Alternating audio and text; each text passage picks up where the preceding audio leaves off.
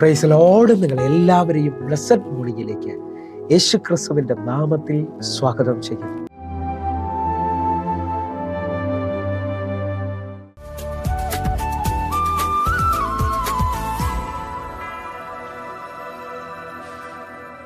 കണ്ണിന്മണി മിന്നുമഴകേ സ്നേഹമോറും കുഞ്ഞു പൈതലേ ബേത്ലഹേമിലായി വന്നു പിറന്ന കൺമണി ദൈവ പൈതലേ. കണ്ണിന്മണി മിന്നുമഴകേ സ്നേഹമോറും കുഞ്ഞു പൈതലേ ബേത്ലഹേമിലായി വന്നു പിറന്ന കൺമണി ദൈവ പൈതലേ. മഞ്ഞു നിറഞ്ഞ ബേത്ലഹേമിലായി ദൈവപുത്രൻ ജാതനാ. സ്നേഹവുമാ നിത്യജീവനുമായി ജാതനായിതാ ബേത്ലഹേമിൽ.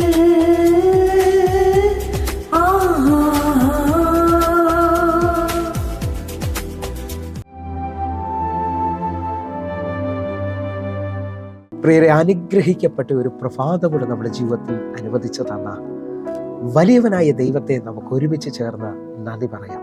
എത്ര പേർ പറയും, ഞാൻ നിന്നതല്ല, എൻ്റെ ദൈവം എന്നെ നിർത്തിയതാണ്. ഒന്നുകൂടെ പറഞ്ഞു കഴിഞ്ഞാൽ 2025 ഡിസംബർ 25 വരെയും എന്നെയും എൻ്റെ കുടുംബത്തെയും, പ്രത്യേകിച്ച് ഡിസംബർ 25 ലോകം മുഴുവൻ നന്മയുടെ ദിവസമായി കാണുകയാണ്. വലിയവനായ യേശു കർത്താവ് ഭൂമിയിലേക്ക്, ലോകത്തിൻ്റെ രക്ഷിതാവ്, മാനവകുലത്തിൻ്റെ വീണ്ടെടുപ്പുകാരൻ ലോകത്തിൽ പിറന്ന ദിവസമായി, അല്ലെങ്കിൽ ക്രിസ്മസായി ലോകം മുഴുവൻ ആഘോഷിക്കുകയും വിശ്വസിക്കുകയും ചെയ്യുന്നു. നമ്മളും ഒരുമിച്ച് ചേർന്നുകൊണ്ട് യേശു ജനിച്ച ദിവസമായി വിശ്വസിക്കുന്നതുകൊണ്ട് നമുക്കൊരുമിച്ച് ഈ ദിവസത്തിൽ സന്തോഷിക്കാം. നിങ്ങൾക്കേവർക്കും ക്രിസ്മസ് വിശ്വസുകൾ ആശംസിക്കുകയാണ്. കർത്താവ് വലുതായി നിങ്ങളെ അനുഗ്രഹിക്കട്ടെ, നിങ്ങളുടെ സന്തോഷം വർദ്ധിക്കട്ടെ. ആയതിനാൽ ഈ പ്രഭാതത്തിൽ പ്രാർത്ഥനയോടുകൂടെ ഇന്നത്തെ വചന സന്ദേശത്തിലേക്ക് നമുക്ക് അടുക്കാം. കൃപയ്ക്കുമേൽ കൃപ ലഭിച്ചവർ. പ്രിയരെ, പ്രാരംഭവാക്യത്തിലേക്ക് വിശുദ്ധ ലൂക്കോസ് എഴുതിയ സുവിശേഷം 2-ാം അധ്യായം അതിൻ്റെ 10-ാമത്തെ വാക്യം. ദൂതൻ അവരോട്, ഭയപ്പെടേണ്ട, സർവ്വജനത്തിനും ഉണ്ടാകുവാനുള്ള മഹാസന്തോഷം ഞാൻ നിങ്ങളോട് സുവിശേഷിക്കുന്നു. 11-ാമത്തെ വാക്യം. കർത്താവായ ക്രിസ്തു എന്ന രക്ഷിതാവ് ഇന്ന് ദാവീദിന്റെ പട്ടണത്തിൽ നിങ്ങൾക്കായി ജനിച്ചിരിക്കുന്നു. പ്രിയരെ, പ്രഭാതത്തിൽ ദൈവം നമ്മോട് ഇടപെട്ട അനുഗ്രഹിക്കപ്പെട്ട വചനത്തിനായി നമുക്ക് ഒരുമിച്ച് ചേർന്ന് ദൈവത്തിന് നന്ദി പറയാം. ഈ പ്രഭാതത്തിൽ, ഈ ക്രിസ്മസ് ദിനത്തിൽ നാം അനുഗ്രഹിക്കപ്പെട്ട വചനം ചിന്തിക്കുമ്പോൾ യേശു കർത്താവിന്റെ ജനനത്തോട് തുറന്നാണ് ഈ വചന സന്ദേശം നാം ചിന്തിക്കുന്നത്. എന്നെ കേൾക്കുന്നവരെ, ആട്ടിടയന്മാരുടെ നടുവിലേക്കാണ് ആദ്യം ദൂതൻ ഇറങ്ങി വരുന്നത്. തങ്ങളുടെ ആടുകൾക്ക് കാവൽ നിൽക്കുമ്പോൾ അവരുടെ നടുവിലേക്ക് ഇറങ്ങി വന്നിട്ട് ഇതാ സർവ്വജനത്തിനും ഉണ്ടാകാനുള്ള മഹാസന്തോഷം ദൂതൻ അറിയിക്കുകയാണ്. എന്നെ കേൾക്കുന്നവരെ, മത്തായിയുടെ സുവിശേഷവും മലാക്കി പ്രവചനവും തമ്മിൽ 400 വർഷത്തെ അന്തരമുണ്ട്. എന്ന് പറഞ്ഞാൽ ആ 400 വർഷവും ഇരുട്ടിന്റെ യുഗമായി അറിയപ്പെടുകയാണ്. ഒരു ദൈവശബ്ദമില്ലാത്ത, ഒരു പ്രവചന ശബ്ദമില്ലാത്ത സമയമായി കാണപ്പെടും. ആകയാൽ ഇനി മുമ്പോട്ട് എന്ന് ചിന്തിച്ചു കൊണ്ടിരിക്കുമ്പോൾ ദൈവത്തിന്റെ സമയമായപ്പോൾ ദൂതന്മാർ ഇറങ്ങി വന്നിട്ട് വിളിച്ചു പറയുകയാണ്, ലോകത്തിന്റെ രക്ഷിതാവ് ദാവീദിന്റെ പട്ടണത്തിൽ നിങ്ങൾക്കായി ജനിച്ചിരിക്കുകയാണ്. എന്നെ കേൾക്കുന്നവരെ, നമുക്ക് വേണ്ടിയാണ് യേശു കർത്താവ് ജനിച്ചത്.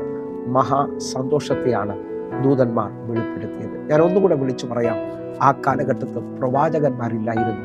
ഒരു ദൈവശബ്ദം പറയുവാൻ മറ്റാരുമില്ല എന്ന് പറഞ്ഞുകൊണ്ട് സ്വർഗം അതിനകത്ത് അടങ്ങിയിരിക്കുന്നില്ല. ദൂത് ഈ പ്രഭാതത്തിൽ കേൾക്കുക.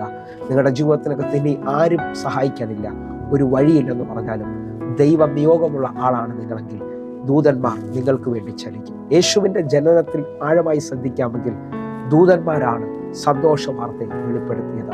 എന്നും നിങ്ങൾ വിശ്വസിക്കുന്നുണ്ടെങ്കിൽ ഈ ദിവസം നിങ്ങൾക്ക് വേണ്ടി ദൂതന്മാർ ചലിക്കുവാൻ പോവുകയാണ്. വലിയ ആഴത്തിലുള്ള ദൈവപ്രവർത്തികൾ വെളിപ്പെട്ടു വരുവാൻ.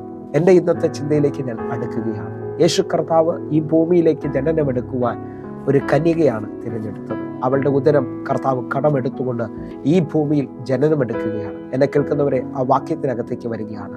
ലൂക്കോസിന്റെ സുവിശേഷം 1-ാം അധ്യായം അതിൻ്റെ 26-27 വാക്യങ്ങളിലേക്ക്. 6-ാം മാസത്തിൽ ദൈവം ഗബ്രിയേൽ ദൂതനെ നസ്രേത്ത് എന്ന ഗലീല പട്ടണത്തിൽ 27-ാമത്തെ വാക്യം. ദാവീദ് ഗൃഹത്തിലുള്ള യോസഫ് എന്ന പുരുഷന് വിവാഹം നിശ്ചയം ചെയ്തിരിക്കുന്ന കന്യകയുടെ അടുക്കൽ അയച്ചു. ആ കന്യകയുടെ പേര് മറിയ എന്നായിരുന്നു. നിങ്ങൾ ശ്രദ്ധിച്ചു നോക്കെ 26, 27 വാക്യങ്ങളിൽ ആരും അറിയാത്ത, വലിയ പേരൊന്നുമില്ലാത്ത ഒരു വീട്ടിൽ ഒതുങ്ങി ജീവിച്ചിരുന്ന മറിയയുടെ അടുക്കലേക്ക് ഇതാ ദൂതൻ വെളിപ്പെട്ട് വരികയാണ്. എന്നെ കേൾക്കുന്നവർ ഈ വാക്കിന്റെ ആഴം ശ്രദ്ധിച്ചിട്ടുണ്ടോ എന്നറിയത്തില്ല. യേശുവിനെ കുറിച്ചുള്ള പ്രവചനം എന്ന് പറയുന്നത് അവൻ ദാവീദ് ഗോത്രത്തിൽ ജനിക്കുമെന്നുള്ളതാണ്. ഹല്ലേലൂയ. ആ പ്രവചന സന്ദേശം നിങ്ങൾ തിരിച്ചറിയണമെന്ന് ഓർപ്പിക്കുന്നു. യെശയ്യാ പ്രവാചകന്റെ പുസ്തകം 11-ാം അധ്യായം 1-ാമത്തെ വാക്യം. എന്നാൽ ഇശായിയുടെ കുറ്റിയിൽ നിന്ന് ഒരു മുള പൊട്ടി പുറപ്പെടും, അവന്റെ വേരുകളിൽ നിന്ന് ഒരു കൊമ്പ് ഫലം കായ്ക്കും. നമ്മുടെ യേശു കർത്താവിനെ കുറിച്ചുള്ള പ്രവചനമാണത്. എന്നാൽ വെളിപ്പാട് പുസ്തകം 5-ാം അധ്യായം 5-ാമത്തെ വാക്യം കൂടെ, അപ്പോൾ മൂപ്പന്മാരിൽ ഒരുത്തൻ എന്നോട് കരയണ്ട, യഹൂദാ ഗോത്രത്തിലെ സിംഹവും ദാവീദിന്റെ വേരുമായവൻ പുസ്തകം അതിന്റെ 7 മുദ്രയും തുറപ്പാൻ തക്കവണ്ണം ജയം പ്രാപിച്ചിരിക്കുന്നു എന്ന് പറഞ്ഞു. നിങ്ങൾ ശ്രദ്ധിച്ചു നോക്കെ, വെളിപ്പാടിൽ ദാവീദിന്റെ വേരുമായവൻ ഇതാ ഏഷ്യാവിന്റെ പ്രവചന പുസ്തകത്തിൽ ഇശായിയുടെ കുറ്റിയിൽ നിന്ന് ഒരു മുള പൊട്ടിപ്പുറപ്പെടും, അവന്റെ വേരിൽ നിന്ന് ഫലം വെളിപ്പെട്ടു വരുമെന്നുള്ളതാണ്. എന്നെ കേൾക്കുന്നവര്, വേരിൽ നിന്നാണ് മുള പൊട്ടിപ്പുറപ്പെടുന്നതെന്ന് എനിക്ക് നിങ്ങൾക്ക് കാണുവാൻ കഴിയും. ഒന്നുകൂടെ ഒരു ആഴം നിങ്ങളെ വിളിച്ചു കാണിക്കുകയാണ്. ദാവീദിന്റെ ഗൃഹത്തിൽ യോസഫ് എന്ന് പറയുന്ന ഒരു മനുഷ്യനും കൂടെ അവശേഷിക്കുമ്പോൾ, ബാക്കി എല്ലാ പേര് കേട്ടവരും പ്രശസ്തരും അവസാനിച്ച് നിൽക്കുമ്പോൾ, യോസഫ് എന്ന ഒരു വ്യക്തിയിലൂടെ ദൈവത്തിന്റെ പ്രവൃത്തി എഴുന്നേറ്റ് വരികയാണ്. യോസഫ് മറിയയുമായി വിവാഹം നിശ്ചയം ചെയ്യപ്പെട്ട് കഴിയുമ്പോൾ ആ ഉടമ്പടിയുടെ നടുവിൽ, ആ ബന്ധത്തിന്റെ നടുവിൽ സ്വർഗം ഒരു വലിയ ആഴത്തെ തുറക്കുകയാണ്. ഇതാ ആ ബന്ധത്തിലേക്ക് വരുമ്പോൾ ദാവീദിന്റെ ഗ്രഹത്തിൽ ശേഷിക്കുന്ന വേരിൽ നിന്ന് യേശു കർത്താവ് ജനിക്കുമെന്നുള്ള ദൂത് നിവർത്തീകരിക്കപ്പെടുകയാണ്. ആത്മാവിൽ വിളിച്ചു പറയാം, എന്നെ കേൾക്കുന്നവരെ, പ്രവചനങ്ങൾ നിവർത്തീകരിക്കപ്പെടും.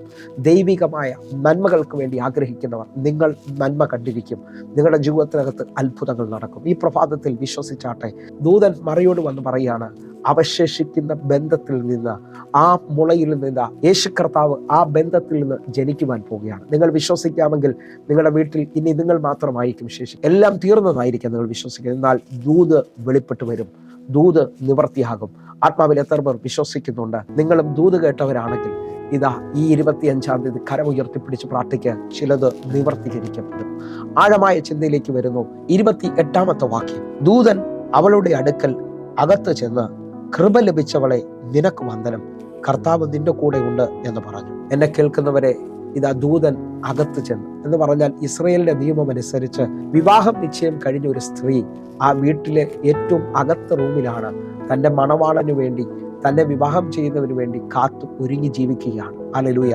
മറ്റെല്ലാവർക്കും അവളെ കാണുവാനോ മറ്റെല്ലാവരുമായിട്ട് അവൾക്ക് സംസാരിക്കുവാനോ ഒന്നും അവകാശമില്ല. കാരണം അവൾ ഒരുക്കപ്പെടുന്ന സ്ത്രീയാണ്. ഹല്ലേലൂയ. അതേപോലെ ഒരുങ്ങുന്ന മറിയയുടെ അടുക്കലേക്ക് എല്ലാവർക്കും കയറി ചെല്ലാൻ കഴിയാത്ത സ്ഥലത്തേക്ക് ദൂതൻ കയറി ചെല്ലുകയാണ്. നിങ്ങൾക്ക് വേണ്ടി മറ്റാർക്കും ചെല്ലാൻ കഴിയാത്ത സ്ഥലങ്ങളിൽ ഇതാ ദൂതൻ ഈ പകൽ വെളിപ്പെട്ടു വരാൻ പോകുന്നു. ദൈവത്തിന്റെ പ്രവൃത്തി നിങ്ങൾ കാണുവാൻ പോവുകയാണ്. ദൂതൻ അവളുടെ അടുക്കൽ ചെന്നിട്ട് പറയാണ്, കൃപ ലഭിച്ചവളെ നിനക്ക് വന്ദനം. ഞാൻ ആത്മാവിൽ വിളിച്ചു പറയട്ടെ, വലിയവനായ ദൈവം ഈ ഭൂമിയിൽ ഒരു സ്ത്രീയുടെ ഗർഭപാത്രം കടമെടുത്ത് ഈ ഭൂമിയിൽ ജനിക്കുമ്പോൾ അവൾ കൃപ ലഭിച്ചവളെന്ന് ബൈബിൾ വിളിച്ചു പറയുന്നു. കൃപ എന്ന പദത്തിന്റെ ആഴം അർഹിക്കാത്തത് നിന്റെ ജീവിതത്തിൽ വെളിപ്പെട്ടു വരികയാണ്. മറിയയുടെ ജീവിതത്തിനകത്ത് അർഹിക്കാത്ത നന്മയാണ് അവൾ ഇപ്പോൾ അനുഭവിക്കുന്നത്. മറിയ തന്നെ വിളിച്ചു പറയുന്നു, എല്ലാ തലമുറകളും ഇന്നു മുതൽ എന്നെ ഭാഗ്യവതി എന്ന് വിളിക്കപ്പെടും. എന്നെ കേൾക്കുന്നവരെ, ആ ഉദരത്തിനകത്ത് യേശു ജനിച്ചപ്പോൾ അവൾക്ക് കൃപ ലഭിച്ചു എങ്കിൽ യോഹന്നാന്റെ സുവിശേഷം 1-ാം അധ്യായം 16-ാമത്തെ വാക്യം പറയുന്നു, അവന്റെ നിറവിനാൽ നിങ്ങൾക്ക് എല്ലാവർക്കും കൃപമേൽ കൃപ വെളിപ്പെട്ടിരിക്കുന്നു എന്ന് പറഞ്ഞാൽ ആഴം ശ്രദ്ധിച്ചോ. മറിയയുടെ ഉദരം യേശു കർത്താവ് കടമെടുത്ത് ഈ ഭൂമിയിൽ ജനിക്കുമ്പോൾ അവൾക്ക് കൃപ ലഭിച്ചു എങ്കിൽ വലിയവനായ യേശു കർത്താവിൽ വിശ്വസിച്ച് അവന്റെ വീണ്ടെടുപ്പിൽ വിശ്വസിച്ചുകൊണ്ട് യേശുവിനെ രക്ഷിതാവായി സ്വീകരിച്ചിരിക്കുന്ന നിങ്ങളും ഞാനും ദൈവത്തിന്റെ മക്കളായി തീരുകയാണ്. ദൈവത്തിൽ ജനിച്ച യേശു ക്രിസ്തുവിൽ വീണ്ടും ജനിച്ച നിങ്ങൾക്കും എനിക്കും കൃപമേൽ കൃപ ലഭിച്ചിരിക്കുകയാണ്. എത്ര പേർ ഈ പ്രഭാതത്തിൽ ദൈവത്തിന് നന്ദി പറയും? എന്താണ് കൃപമേൽ കൃപ? വലിയവനായ ദൈവത്തിന്റെ, രാജാധി രാജാവിന്റെ മകനും മകളുമായി തീരുവാൻ ഒരു വലിയ പദവി എനിക്ക് ലഭിച്ചിരിക്കുന്നു. ആ പദവിക്ക് വേണ്ടി എൻ്റെ കർത്താവ് ഈ ഭൂമിയിലേക്ക് ഇറങ്ങി വന്നു, എനിക്ക് വേണ്ടി ജീവൻ തന്നു, എന്നെ വീണ്ടെടുത്തു എന്നുള്ളതിൻ്റെ ആഴമേറിയ സ്നേഹത്തിനകത്ത് ഈ ഡിസംബർ 25-ാം തീയതി നിങ്ങൾ നന്ദി പറയാൻ തയ്യാറാകണം. മറ്റൊന്നും ലഭിച്ചില്ലേലും, ഈ ലോകത്തിൽ നിങ്ങൾ ആഗ്രഹിച്ചതൊന്നും ലഭിച്ചില്ലേലും, ഈ പദവി കിട്ടിയെന്നുള്ള വലിയ ഉറപ്പിൽ ഈ പ്രഭാതത്തിൽ സന്തോഷിക്കാൻ തുടങ്ങണം. ഒരു മഹാസന്തോഷം. എൻ്റെ സന്തോഷത്തെ കെടുത്താൻ കഴിയുന്നില്ല. അറിയാം, നിങ്ങൾ ഒറ്റയ്ക്കല്ല കേട്ടോ, നിങ്ങൾ അനാഥരല്ല. വലിയവനായ ദൈവത്തിൻ്റെ മകനും മകളുമാണെന്നുള്ള പദവി തിരിച്ചറിയാമെങ്കിൽ നിറവിന്മേൽ, അവൻ്റെ നിറവിന്മേൽ നിങ്ങൾക്ക് കൃപയ്ക്കുമേൽ കൃപ ലഭിച്ചിരിക്കുന്നു. വിശ്വസിക്കുന്നവരുണ്ടെങ്കിൽ ആ കരമൊന്ന് ഉയർത്തിപ്പിടിക്കുക. ഞാൻ കൃപയ്ക്കുമേൽ കൃപ ലഭിച്ചവനാണ്. എൻ്റെ പിതാവ് വലിയവനായ ദൈവമാണ്. എനിക്ക് അങ്ങനെ ഒരു അവകാശം തന്ന ദൈവത്തിനായി നന്ദി പറഞ്ഞുകൊണ്ട് നമുക്കൊന്ന് പ്രാർത്ഥിക്കാം. കണ്ണുകൾ അടയ്ക്കാം. ഞങ്ങളെ സ്നേഹിക്കുന്ന ഞങ്ങളുടെ നല്ല ദൈവമേ, പൂർണ്ണ ഹൃദയത്തോടെ എന്നെ കാണുന്ന, എന്നെ കേൾക്കുന്നവർക്ക് വേണ്ടി ഞാൻ പ്രാർത്ഥിക്കുന്നു. ഓരോ ദൈവമക്കളും യേശുവിൽ വിശ്വസിച്ച് ഈ രക്ഷയെ സ്വീകരിക്കുവാനായിട്ട്, വലിയവനായ ദൈവം എനിക്ക് വേണ്ടി ചെയ്ത നന്മകൾ തിരിച്ചറിയുവാനായി, എന്നെ അർഹതയില്ലാത്ത സ്ഥാനത്തേക്ക് കൊണ്ടുവന്നതിനായിട്ട് ഞാൻ ദൈവത്തിന് നന്ദി പറയുകയാണ്. കർത്താവെ, ഓരോ മക്കളെയും അനുഗ്രഹിക്കണമേ. ഈ ഡിസംബർ 25 ഈ ക്രിസ്മസ് ദിനത്തിൽ യേശു ജനിച്ചു എന്ന് വിശ്വസിക്കുന്ന ഈ ദിവസത്തിൽ ഇവരുടെ പേര് മാറണമേ, ഇവരുടെ അനാഥത്വം മാറണമേ, ഇവരുടെ ജീവിതത്തിനകത്ത് വലിയ മാറ്റങ്ങൾ വരണമേ, വലിയ സന്തോഷം ഇവർ അനുഭവിക്കണം. യേശുവിൻ നാമത്തിൽ ഞാൻ ഈ ജനത്തിന് വേണ്ടി പ്രാർത്ഥിക്കുന്നു. കേൾക്കണം പിതാവേ. ആമേൻ, ആമേൻ. പ്രിയരെ, പ്രഭാത സന്ദേശം നിങ്ങൾക്ക് അനുഗ്രഹമാകുന്നുവെങ്കിൽ നമ്മുടെ യൂട്യൂബ് ചാനൽ സബ്സ്ക്രൈബ് ചെയ്യും, ഫേസ്ബുക്കിലേക്ക് നിങ്ങൾ ജോയിൻ ചെയ്യുകയും ചെയ്യണമെന്ന് ഓർമ്മിക്കുന്നു. എന്നെ കേൾക്കുന്നവരെ, നിങ്ങൾക്കും ഈ ദിവസങ്ങളിൽ വലിയ സന്തോഷ വാർത്ത അറിയിക്കുകയാണ്. ആരെങ്കിലും ഈ സൂം മീറ്റിംഗ് ഇതുവരെയും അറ്റൻഡ് ചെയ്തിട്ടില്ലെങ്കിൽ, എല്ലാ ദിവസവും ഇന്ത്യൻ സമയം 6 മണിക്ക് നമുക്ക് സൂമിൽ ആരാധനയുണ്ട്. അനേക ആയിരങ്ങൾക്ക് അത് വിടുതലായി തീർന്നിട്ടുണ്ട്. നിങ്ങളും കടന്നു വരണമേ. കർത്താവ് നിങ്ങൾക്ക് വേണ്ടി വലിയ അത്ഭുതങ്ങൾ ചെയ്യട്ടെ. 9072 എന്ന് കാണുന്ന വാട്സാപ്പ് നമ്പറിൽ എനിക്ക് മെസ്സേജ് അയക്കാമെങ്കിൽ ഞാൻ നിങ്ങൾക്ക് വേണ്ടി മറുപടി പറയുന്നതാണ്. അതേപോലെ 811 വിളിച്ചാൽ പ്രാർത്ഥനാ വിഷയങ്ങൾക്ക് വേണ്ടി പ്രത്യേകമായി പ്രാർത്ഥിക്കുന്നതാണ്. 9072 എന്ന് കാണുന്ന വാട്സാപ്പ് നമ്പറിൽ നിങ്ങളുടെ മെസ്സേജുകൾ, നിങ്ങളുടെ വിഷയങ്ങൾ അറിയിച്ചാട്ടെ. പ്രാർത്ഥിക്കാം. കർത്താവ് നിങ്ങളെ അനുഗ്രഹിക്കട്ടെ. വലിയൊരു സന്തോഷം ആശംസിച്ചുകൊണ്ട് നിങ്ങളേവരെയും കർത്താവ് മാനിക്കട്ടെ. ആമേൻ.